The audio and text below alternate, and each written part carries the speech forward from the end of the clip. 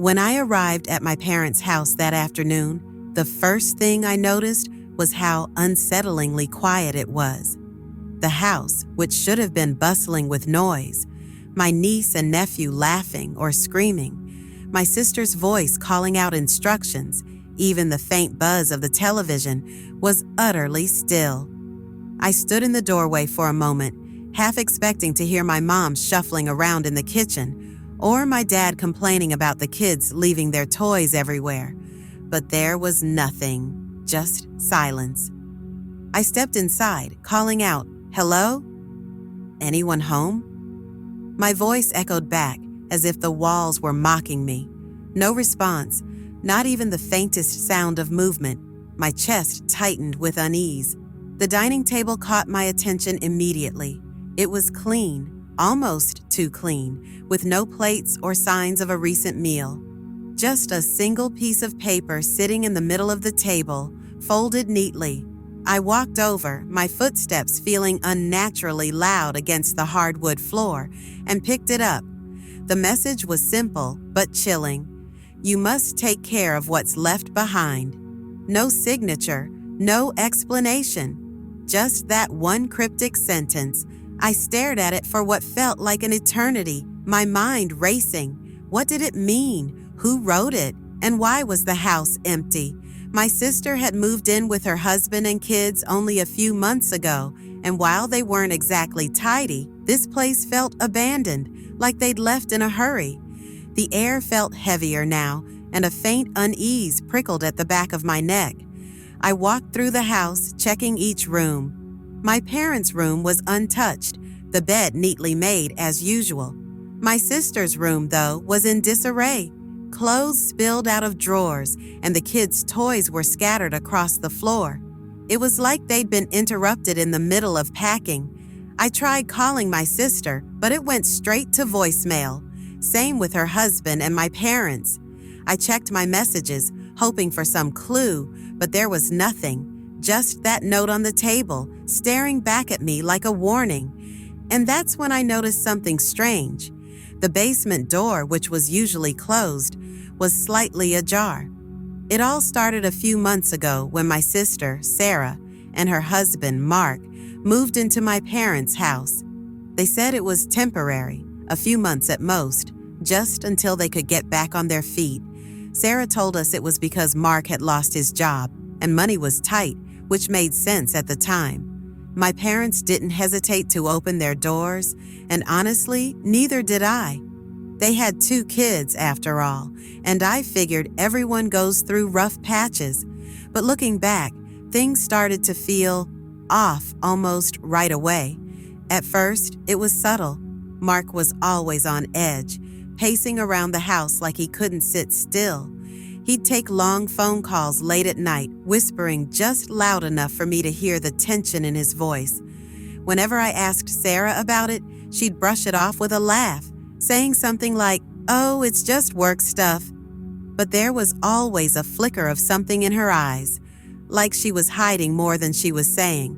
Sarah, who had always been so easygoing, started acting differently too. She became overly protective of the kids, almost paranoid. She wouldn't let them play outside without her right there, watching them like a hawk. Once, I joked about babysitting so she could get some rest, but she practically snapped at me. "No, they're fine with me," she said, her tone sharper than I'd ever heard it before. Mark's behavior only got stranger as time went on. He'd leave the house at odd hours, claiming he was running errands or meeting someone for a potential job, but he never brought anything back, and if I asked where he went, he'd give vague answers or just change the subject. There were even nights when I swore I heard him arguing with Sarah, though they'd deny it if I ever brought it up. The weirdest part, though, was how secretive they became. They'd shut themselves in their room for hours, and I once caught a glimpse of Sarah stuffing papers into a drawer when she thought no one was watching. I didn't think much of it then, but now, with the house empty and that cryptic note left behind, I can't help but wonder, what the hell were they hiding? I'll never forget the argument we had about babysitting. It was a few weeks ago, and things had already been tense around the house. Sarah and Mark had been acting strange for months, secretive and on edge, but that day, they seemed downright desperate. It started in the living room. Sarah came to me, looking frazzled, with Mark hovering behind her.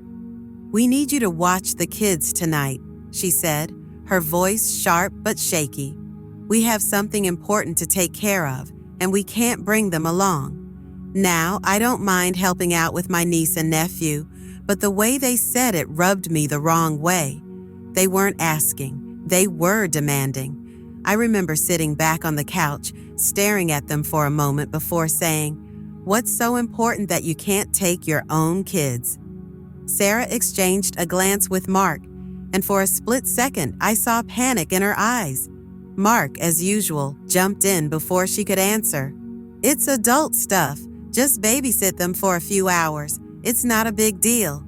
His tone was clipped, almost angry, like he couldn't believe I'd even questioned them. That's when I started getting annoyed. "You're their parents," I said, trying to keep my voice calm.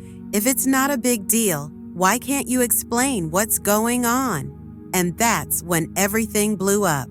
Sarah snapped, her voice rising as she said, "Why do you always have to make things difficult? We're asking for one thing, just this one thing, and you can't even do that for us?" Mark wasn't any better. He glared at me and muttered something about how I was selfish and never willing to help family. That hit a nerve. "Selfish?" I shot back. "I've been helping out since you moved in here, but I'm not your free babysitter, and I don't owe you anything." The room went dead silent after that. Sarah looked hurt, Mark looked furious, and I was too angry to care. I walked out of the house before things could get worse, but I remember thinking something felt off. Why were they so desperate? Why couldn't they just tell me the truth? Now, standing in this empty house with that cryptic note on the table, I can't help but wonder if my refusal set something terrible in motion. As I stood in the eerie silence of the house, the note still crumpled in my hand. I felt a strange pull toward the basement. It wasn't a place I liked visiting. It always had this damp, suffocating air about it, and it gave me the creeps as a kid. But something about the way the door was slightly ajar caught my attention. My parents were always strict about keeping the basement door closed. That's why it stood out immediately. I hesitated for a moment before pushing it open. The creak of the old hinges echoed through the house, sending a shiver up my spine. The staircase was as I remembered it, steep and shadowy, leading down into the dimly lit basement. But as I descended, I noticed something odd. There was a faint smell in the air, like burnt wood mixed with something metallic. It wasn't familiar, and it didn't belong there. When I reached the bottom, I turned on the overhead light. It flickered weakly, barely illuminating the space. The basement looked mostly the same as I remembered. Old boxes piled in the corners, tools hung neatly on the wall. But then my eyes fell on something that stopped me cold. There was a door I didn't remember ever seeing before. It was tucked into the far corner of the basement, partially hidden behind some old shelves. It looked completely out of place, dark wood with iron rivets along the edges, like something out of an old castle. But what struck me most were the carvings. Strange symbols covered the door, etched deep into the wood, spiraling and overlapping in patterns that made my skin crawl. I moved closer, almost against my better judgment. As I did, I swear I heard something. At first, I thought it was my imagination, but then it grew louder, a faint whispering sound, like voices just out of reach coming from behind the door. I froze, my heart pounding in my chest. My mind raced with questions. Where had this door come from? What was behind it? And why would my family have hidden it? I reached out to touch the handle, but something about it made me stop. It was cold, almost unnaturally so, and the whispers seemed to grow louder the closer I got. I stepped back, shaking, knowing that whatever was behind that door wasn't meant to be found. After finding the basement door, I needed air. The house felt suffocating, and my thoughts were spiraling. I stepped outside, hoping the cold wind would clear my head. That's when I saw Mrs. Carmichael, our neighbor, standing by her garden fence, trimming her ever-perfect rose bushes. Mrs. Carmichael had lived next door for decades. She was the kind of neighbor who noticed everything. If someone so much as parked their car at an odd angle, she'd know about it. Normally, I avoided her chatter, but today, I figured her nosiness might actually be helpful. "Mrs. Carmichael," I called, walking over, "have you seen my family today or noticed anything strange?" She paused, her clippers hovering midair, and gave me a long, knowing look. "Strange? That's putting it lightly," she said, lowering her voice like she was sharing a scandal. "Things haven't been right since your sister moved in." That got my attention. "What do you mean?" She leaned in, glancing around like she was afraid someone might overhear. "I've seen people coming to the house at all hours of the night, men in dark coats, never staying more than a few minutes. And those boxes." "Boxes?" I repeated, feeling a chill creep up my spine. "Yes," she said, nodding firmly. "Delivered late at night, heavy-looking ones too. Mark would bring them in himself, and your sister would make sure no one saw what was inside. They were always in such a rush, like they didn't want anyone to notice." I frowned, trying to make sense of it. "Did you ever hear anything or see what was in the boxes?" Mrs. Carmichael shook her head, but her expression grew more serious. "No, but I'd hear them arguing. Not just regular couple fights either. Heated, whispered arguments in the middle of the night, and then there's the chanting." "Chanting?"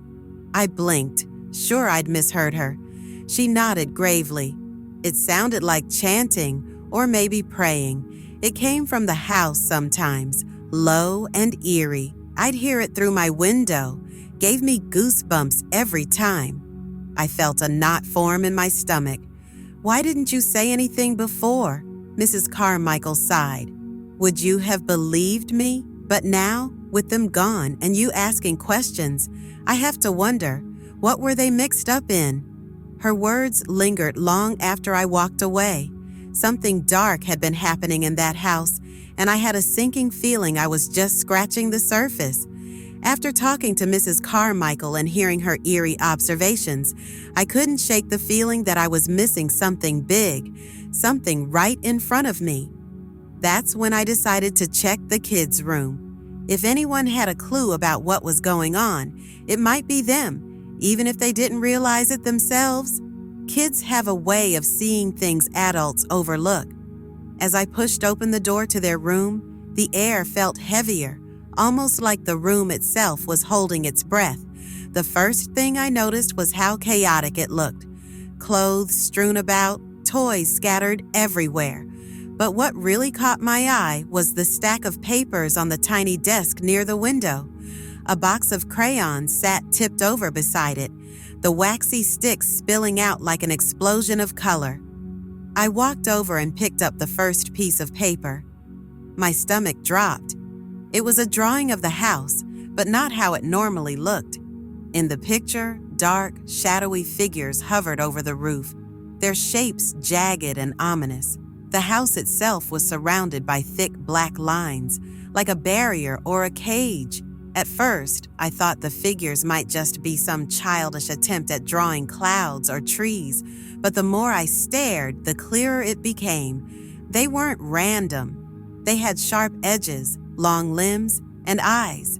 Setting that one aside, I picked up another. This one was even worse. It showed the family, my parents, Sarah, Mark, and the kids, standing on the edge of what looked like a dark forest. The trees were scribbled in black and green, their branches twisting unnaturally, almost like they were alive. But it was the family's faces that chilled me. The kids had wide, tear-filled eyes, while Sarah and Mark's expressions were blank, almost as if they weren't really there. Behind them, In the shadows of the forest, those same figures loomed, barely visible, but unmistakable. By now, my hands were shaking, but I couldn't stop. The next drawing sent a shiver through me. It was simpler, but somehow more terrifying. It showed the same strange symbol I'd seen carved into the locked basement door. The kids had drawn it over and over, covering the entire page.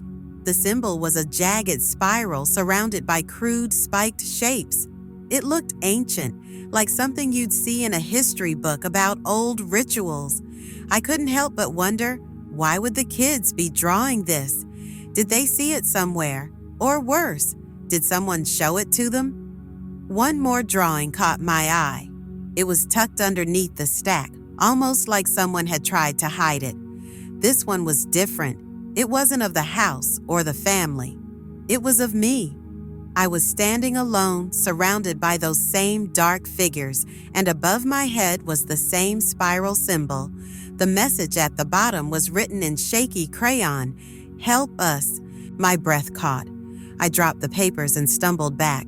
Whatever my sister's family had gotten involved in, the kids had seen it, maybe even understood it better than anyone else. And now, I couldn't shake the feeling that I was next. The moment I found that final drawing with the haunting message, "Help us," I knew I couldn't stop digging, no matter how much I wanted to. Every piece of this puzzle felt like it was pointing towards something bigger, something darker. I retraced my steps to the dining room, staring at the cryptic note I'd found earlier. "You must take care of what's left behind." The words felt heavier now, almost accusatory. I searched the house with a new sense of urgency. Every drawer, every cabinet, every hidden corner. I tore through it all, looking for answers. That's when I stumbled upon it. A small, leather-bound journal tucked away in a shoebox in Sarah and Mark's bedroom closet. It was old, the leather worn and cracked, and it smelled faintly of earth and mildew. But as soon as I opened it, I knew I'd found something important. The first few pages were written in Sarah's handwriting. Her neat, familiar script gave me a strange sense of comfort at first, but as I read, that comfort turned to dread. She wrote about Mark losing his job and their financial struggles, but then the entries took a darker turn. She mentioned a man they'd met, someone who promised them a solution to all their problems. His name was never written, just referred to as the guide. According to Sarah, the guide had introduced them to an ancient artifact. She didn't describe it in much detail, only referring to it as the key. But she wrote about its power, how it could grant protection, wealth, and influence. The catch? The artifact required a keeper, someone bound to it. The keeper wasn't just responsible for protecting it, they had to serve it. The more I read, the worse it got. Mark became obsessed with the artifact, convinced it was their only way out. But Sarah seemed torn, writing about strange occurrences, whispering voices, shadowy figures, and the way the children started to draw symbols without ever having seen them. She said the artifact was changing Mark, making him paranoid and desperate. Then I found the final entries. Sarah wrote about the pact they had made to keep the artifact safe, but it came with an escape clause. They could transfer the role of keeper to someone else. That's when I froze, reading the next part. Sarah and Mark had chosen me. They had planned for me to take on the responsibility. Sarah wrote that I was stronger than I realized and that I could handle the burden. The note on the table suddenly made sense. "You must take care of what's left behind" wasn't just about the house or the kids. It was about the artifact. But my refusal to babysit that day had thrown their plan into chaos. They couldn't transfer the role without me willingly taking it, and now it seemed like everything had spiraled out of control. The artifact's demands were growing, and Sarah's last entry was barely legible, scrawled in shaky handwriting. "We've made a mistake. We can't stop it. God help us all." I closed the journal, my hands trembling. My sister and her husband had been caught in something far beyond their control, and now it was staring me in the face. Standing in the middle of the living room, clutching Sarah's journal, I felt the weight of everything pressing down on me. The note, the drawings, the symbols, they all pointed to one thing: the locked door in the basement. Whatever answers I needed, they were down there. But the thought of facing it made my stomach churn. What if I wasn't ready for what I'd find? What if my family, Sarah, Mark, the kids, was still here, but not in the way I wanted to believe? I tried to convince myself to leave, walk out the front door, call the police, let someone else deal with this nightmare. But the thought of Sarah's scrawled plea in her journal, "God help us all," kept pulling me back. They had made mistakes, sure, but they were still my family. If there was even a chance they needed me, I couldn't abandon them. The basement door loomed ahead just as I had left it, slightly ajar. I grabbed a flashlight from the kitchen drawer and forced my legs to move. Each step down the creaky stairs felt like it echoed too loudly, like the house itself was protesting my decision. When I reached the bottom, the locked door stood in the corner, its dark wood gleaming faintly in the dim light. The strange symbols carved into it seemed to shift as I stared, almost like they were alive. The whispers were louder now, low, murmuring voices that I couldn't quite make out, but they filled my head, crawling under my skin. I reached out, my hand trembling as it brushed the cold iron handle. For a moment, I froze. A wave of doubt hit me hard. What if opening this door meant no turning back? What if it wasn't my family waiting on the other side, but something worse?